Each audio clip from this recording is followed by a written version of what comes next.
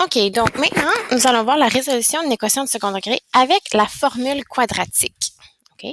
Donc, la formule quadratique, OK, est la formule suivante. Donc, formule quadratique, c'est x égale moins b plus ou moins la racine de b à la 2 moins 4ac divisé par 2a. Donc, ça, c'est ta formule quadratique. Elle nous aide à déterminer les solutions d'une équation du second degré, c'est-à-dire les abscisses à l'origine de la parabole. OK? Elle nous aide à déterminer aussi les zéros et les racines réelles d'une fonction du second degré. Donc, tous ces termes-là, ce sont des synonymes. Donc, voilà, on va voir un exemple, comment utiliser la formule quadratique. Donc, premièrement, ici, pour résoudre une équation de ce genre ici, il faut mettre l'équation égale à 0. Donc, la première étape, on envoie tout de l'autre côté pour qu'elle soit égale à 0. Puis, si on envoie le moins 5x sur l'autre côté, il devient positif et le plus 2 devient négatif. Donc, qu'est-ce qu'il faut faire ici? On a mis l'équation égale à 0, on l'a simplifié, donc on ne peut pas faire rien d'autre. Donc, dans le fond, qu'est-ce que tu dois faire? Tu dois utiliser la formule quadratique à la deuxième étape. OK? OK, donc la deuxième étape, ça, c'est quand que tu n'es pas capable de factoriser, donc utiliser produit-somme. La formule quadratique va être capable toujours de te donner la solution. Donc, tu identifies tes termes. Donc, A, ça va être la première valeur. B, ça va être le deuxième terme. Et C, c'est le troisième terme. Donc, A est égal à 3, B est égal à 5 et C est égal à moins 2. OK? Qu'est-ce qu'on va faire? On va mettre ces valeurs-là dans la formule quadratique. Ma formule quadratique est moins b plus ou moins racine carrée b à la 2 moins 4 ac.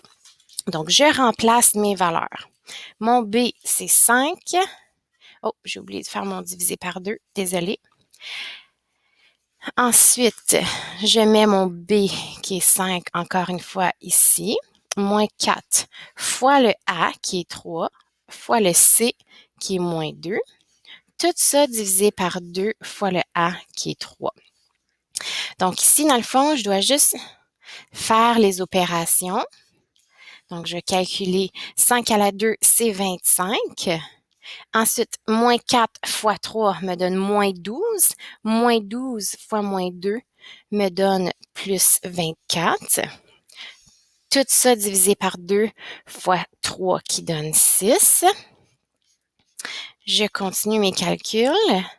Si je fais 25 plus 24, ça va me donner 49. Tout ça divisé par 6. Donc, c'est toujours mon x qui est égal à ça.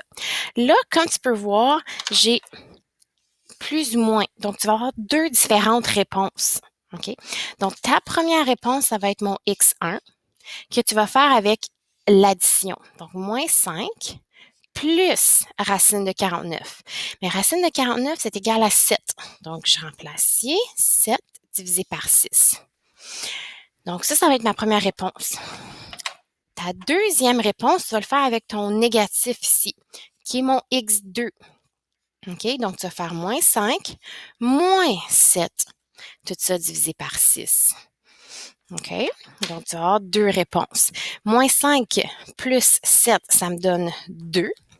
Donc, ici, j'ai 2 sur 6 qui est égal à 1 sur 3 si je simplifie ma fraction.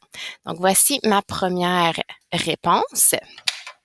Et pour la deuxième, si je fais moins 5 moins 7, ça va me donner moins 12 divisé par 6 qui est égal à moins 2. Donc, voici ta deuxième réponse. Tu as deux réponses distinctes.